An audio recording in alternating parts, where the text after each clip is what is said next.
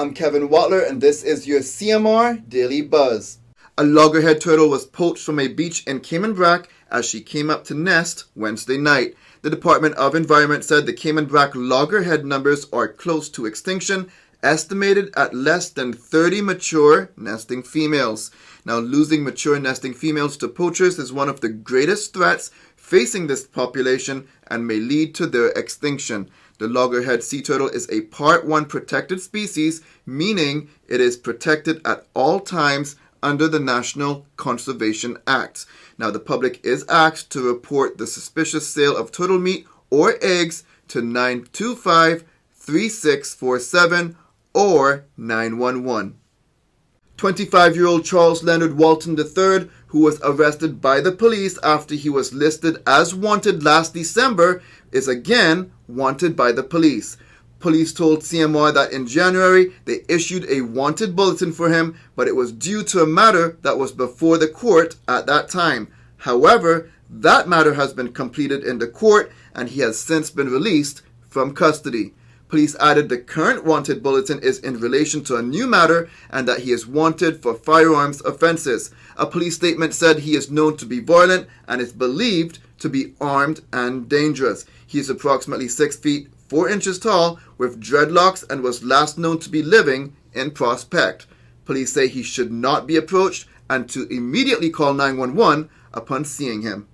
A second man who is considered armed and dangerous is wanted by the police. 27-year-old Luisto Eusebio Hernandez joined Charles Walton III on the police wanted list. He was last known to be living in East End and is also wanted by the police for firearms offenses. Once again, police say he should not be approached and to call 911 upon seeing him. Now, police wanted to remind the public that according to the law, it is an offense to obstruct, mislead, or act in such a way as to prevent the apprehension of a person who committed an offense. If prosecuted under this section, a person may be liable on conviction to a fine of $5,000 or imprisonment for 2 years or both. And now to missing men. While they are not wanted, police continue to look for 2 missing men. 53-year-old Noel Paul Manning has been missing since June 24th, and 26-year-old Adrian Williamson has been missing since July 6th. Police say contact your nearest police station if you see or know the whereabouts of the missing men.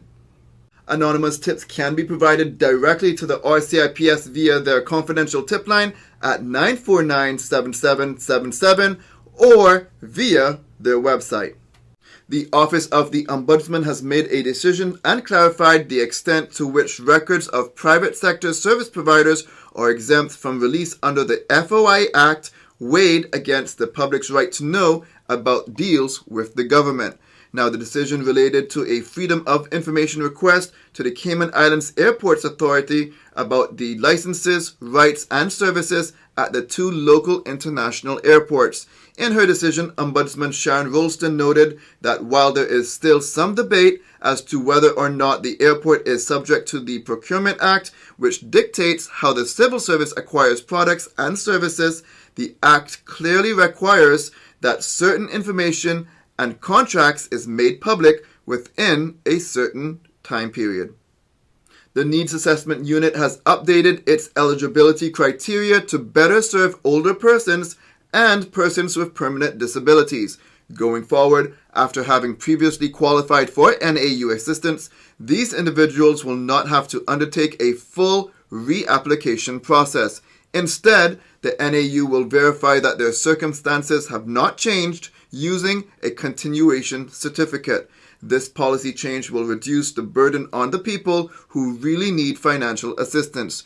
Previously, the NAU required these individuals to engage in a full reapplication process every 3 years. This information and the continuation certificate is available on the NAU website under the Forms section of www.nau.gov.ky/forms.